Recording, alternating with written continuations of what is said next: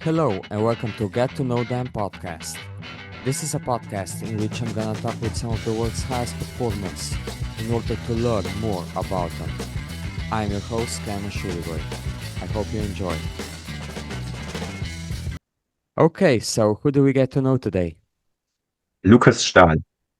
And who is Lukas Stahl? What do you do, Lukas? I'm a professional triathlete who started triathlon 3 years ago.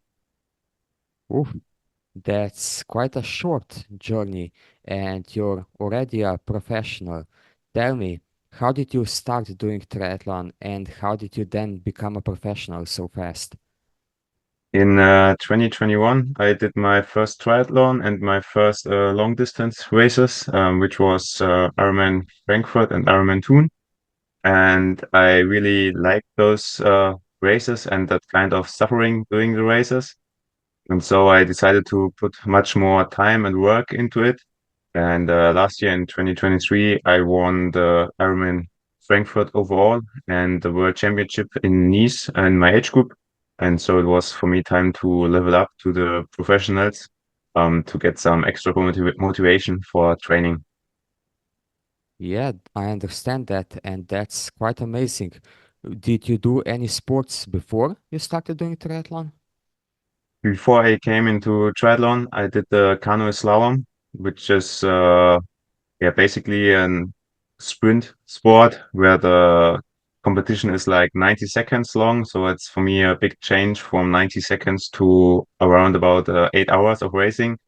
Um, yeah, I did in 2019 my first half marathon. That was my first bigger contact to endurance races. And I really, really liked those kind of races because I've never experienced something like that before. And with COVID, I wasn't able to train in canoe slalom.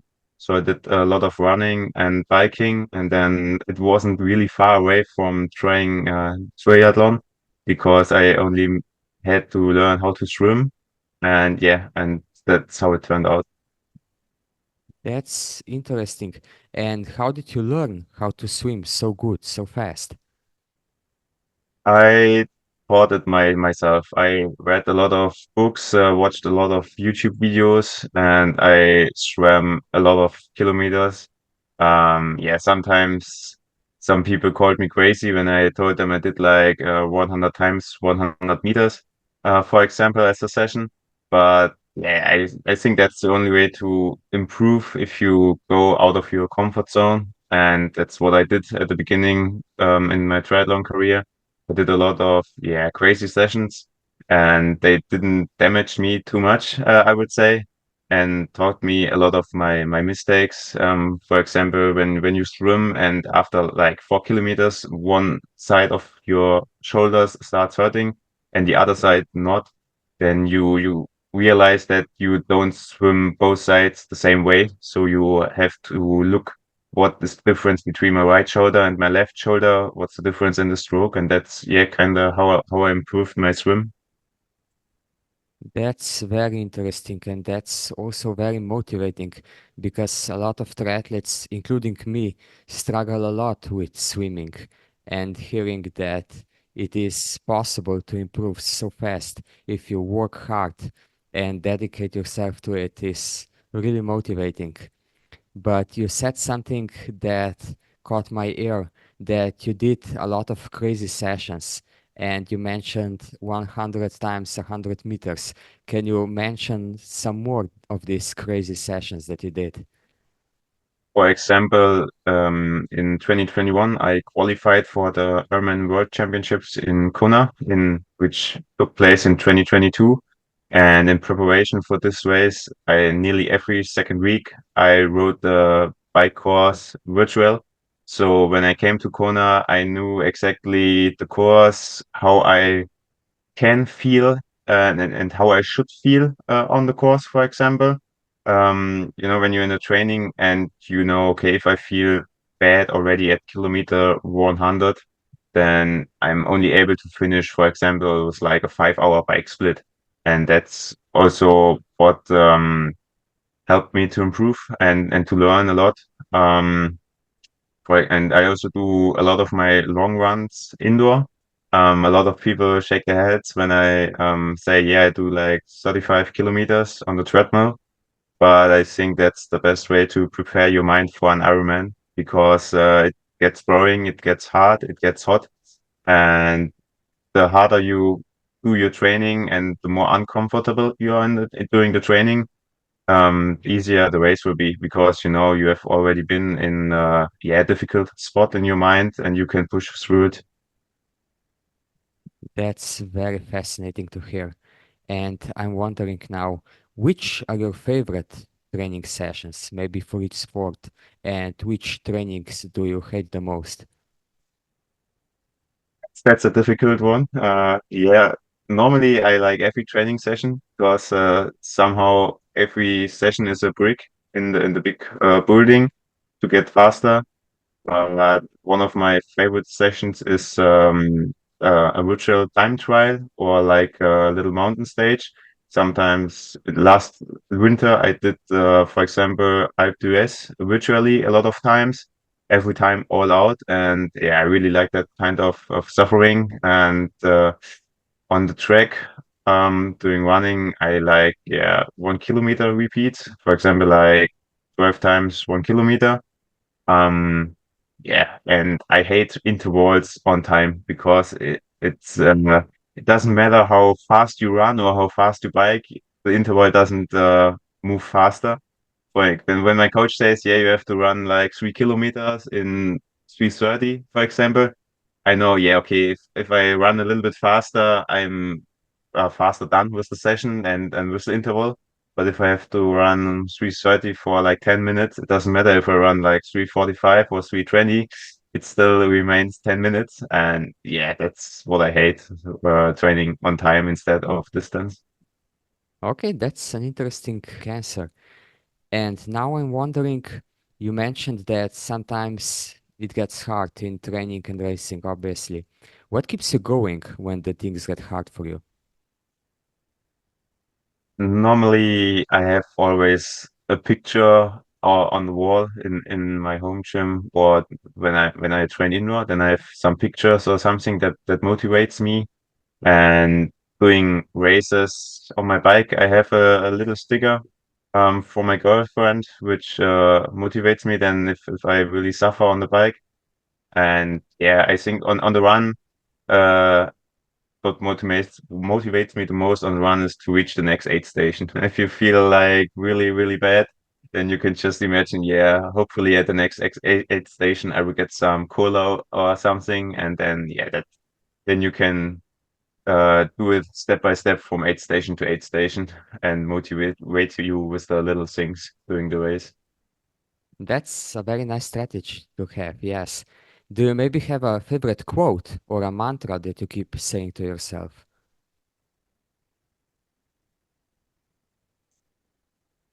It's it's not over until it's over. That's what I have always in my mind. Also, when I have bad races, um, or when I feel bad on the bike or already doing the swim, I know that especially during Ironman, everyone will struggle during the race or and also during training. And yeah, at the end it's the result is only fixed when you are in the finish. So until then, you have to do everything in your effort and everything that's possible to be faster and to push yourself. Yeah, that's a nice perspective to have, yes. What would you say has been the biggest success in your career so far? I would say winning Ironman Frankfurt last year overall, because for me last year it was, yeah, it sounds stupid, but it was for me quite obvious that I will win the World Championships because ahead of that race, I won every long distance in 2023, which I entered. I think Hamburg I won was like an hour, and then you're not really surprised when you go to the World Championships and you have a good race. But in Frankfurt, winning that race overall was the biggest goal of last year and also for me the most emotional because I've never, as an age grouper, you normally never experience that you finish such a big race like Frankfurt on the as first person, and yeah, that was for me the biggest change in my mind that I was like, yeah, I want to have that a lot of times again. And also that was also one of the reasons why I turned pro, because as age grouper it's really, really rare that you have that moment, and hopefully as a pro you have that more often. Yes, I understand that. And now that you mentioned it, how was it to turn professional? How did your life change since you became a professional? How did your training change? Did anything change at all? My life didn't change too much because already last year I was training 30 to 40 hours a week. So I keep it the same as this year as professional. And I'm still a student at the university, so I don't have to look too much which impact it has on my daily work or something. It's just a kind of racing and strategies during the race changes compared to age group racing, because there's a big difference. But in my normal life, it's just like last year. It's daily grinding and hard working. Yeah, nice perspective. And it already paid off, as I see. You came in fourth in Ironman Austria just recently, right? Yeah, that's true. Do you have a specific focus this season? Maybe the Ironman Pro Series, or are you just racing the races that you're interested in?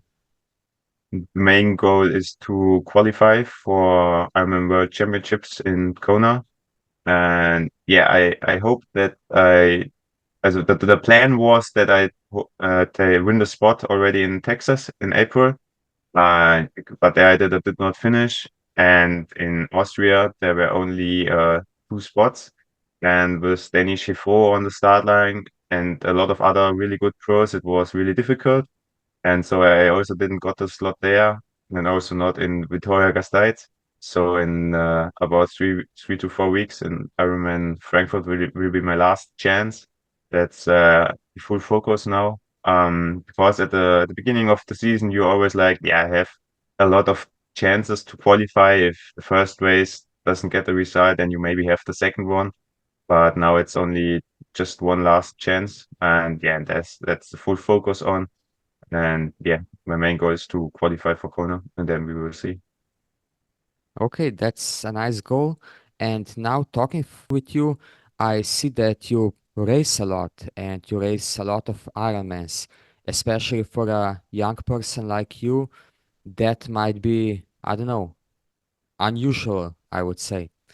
How did you decide to go full distance so early in your life? And how do you deal with racing so many Ironmans in such a short time? My biggest advantage is that I'm still really young, so I recover a little bit faster than the old guys. And so, yeah, from last year between Ironman Hamburg and Ironman Frankfurt, I had exactly 4 weeks. And so I know from age group racing that with 4 weeks between two Ironmans, I can deal and my body can handle it. Of course, not every month one Ironman. That's way too much.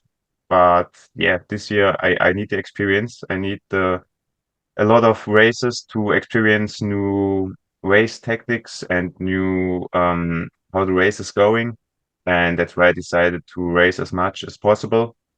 And yeah, I just love the long distance. The 70.3 or middle distance there's a lot of suffering also, but I think the long distance is the most honest race, I would say, because if you're like at 90% shape, you can fake a good marathon. If you are not in shape, you won't run a fast marathon. If you are on the 70.3, if you are not at 100%, you can still run a solid half marathon because you always have enough energy. But on the long distance, if you do one or two too much attacks or you're not fully healthy at the start, yeah, it's over. So I really like those kind of races. That's an interesting answer. Yes, thank you very much. If we go away from triathlon now for a bit to a bit more general questions, I would like to know what is one thing that you wanted to do for a long time, but just haven't done it yet. To take a holiday, to be honest, because I'm that kind of person who also trains a lot in the off season because I just love to reach my goals. And so I in the last like 10 years, also in Kona slalom, I never did a really holiday or something. I always traveled to places for training or for competitions. And so to travel somewhere just to relax on the beach or something, that is one of the things that yeah, kind of planned to do. But at the moment, it's also in my mind that I'm like, yeah, I think if I would just lay on the beach, no, at the moment, I can't do that for my mindset. If you qualify for Kona and race Kona, would you take a holiday after Kona in Hawaii? I think it depends on the result. If I'm happy with the result, yes. If I'm unhappy, I think 24 hours after finishing, I will be already in the pool or doing some other kind of sports just to do something for my mind. And yeah, I hope that this time after Kona, I can take a holiday, but we will see. Now, I obviously have to ask, what kind of a result would you be happy with? That's difficult to say. And yeah, I think we will see it if I qualify for Kona, we will see it in October. Um, yeah, I don't want to, I can't really publish it also because it also depends on how the race is going. If you feel like shit doing the whole race and you still have like P20, I'm still happy. But if I feel amazing the whole time, but get on like P10 or top 10 something, but you know in your mind you could have done a little bit better. It's something that's always in my mind. And yeah, I think it depends on the race situation and how the whole race is going. Okay, that's a nice answer. If you could only eat one meal for the rest of your life, which one would it be? That's, I would say pizza. Yeah, definitely. Okay, nice choice. That's also my answer, so I completely agree with it. And what is your guilty pleasure? Uh, Gaming. Yeah. Aside from racing, I'm just a 24-year-old boy, just loves to game with friends. And it's also, especially in the tapering time, yeah, it's a lot of gaming.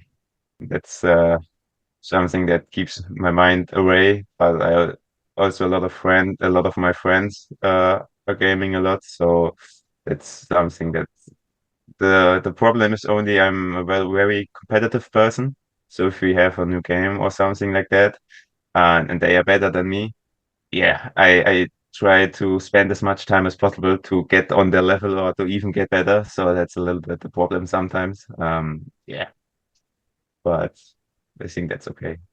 Yeah, I also think that's a very, very nice problem to have, not one to worry about. Which song gets you pumped up the most? That's a difficult one because if I look on my playlist, I have like everything on it, and sometimes I have Eminem till I collapse before races. But sometimes when you feel a little bit too focused and you're not really relaxed before the start, yeah, I also listen to like Macarena or something like that just to get in a good mindset and in a good mood. And it depends on the race and how the mood is and how well I slept. Okay, yes, I understand. What is one thing that annoys you or makes you angry? When I'm training with people who don't give 100%, that's something that really annoys me, especially sometimes when I see some other professionals. I think it's a really big privilege that we are able to do triathlon as professionals and to earn money with it. And sometimes when I see not really how much they train, but their mindset, sometimes I'm like, yeah, you're living the dream, especially. So you should pay more attention to it. And that's something that sometimes really annoys me. Okay, I understand that. And if you could enforce one rule for the entire world, which one would it be? just free travel to every place. Okay, okay, that's a nice rule. An interesting one. You're the first one who said anything like that, but yeah, I like it. Tell me now, what is the one thing that you want to achieve in life? The ultimate goal. To be happy and to be the best version of myself. I think there are so many areas in your life where you can be the best version of yourself. It doesn't matter if it's sport, triathlon, relationships, or with friends. That's what I want to achieve, to know that yeah, I can look back later on my life and to say, yeah, I did everything I could, and I'm yeah at the moment where I'm the best version, or I was the best version of myself in that moment, and that's my biggest goal in all areas of my life. And that shows in your approach to life, approach to training. As I mentioned, so many training hours, so much focus, so much dedication. You're obviously doing it, not just talking about it. Yeah, it's but you have to also balance it a little bit. Yeah, if I train like 40 hours a week, on the other hand, it's less time I can spend, for example, with friends or with my girlfriend, and you always have to balance it a little bit to that, for example, in 10 years, you don't look back and say, yeah, I wish I would have spent more time with someone, or I wish I would have learned still another skill or something. And that's, I think, the important thing, that you keep the whole picture always in your mind. That, yeah, triathlon is my job and also my big passion, but there are also other things in life where you can improve or where you should give your best. And that's the most important thing, I say. And do you have maybe any tips or any tricks on how to achieve this balance? Or maybe just an example how you try to best balance all the things? I think you have to listen to yourself a lot, and especially in bad moments, because for example, after a bad race, I'm always like, yeah, I need to train more, I need to train harder and something. But on the other hand, it's like, yeah, I still have to look that I recover enough, and then it's also sometimes just going a step back and speak with the people around you, which you trust, uh, and to say, yeah, what can I change? What can I improve? And not only in sports, but also in other things. And when you say or ask someone, yeah, is it okay how we if we do this or that, or if we travel there together, and for example, or yeah, then that's the biggest thing. I think that you have to keep the people around you, which are in your close circle, always in touch and communicate with them a lot, so that you can always trust them and trust their answers and their knowledge, and so you can improve as a person.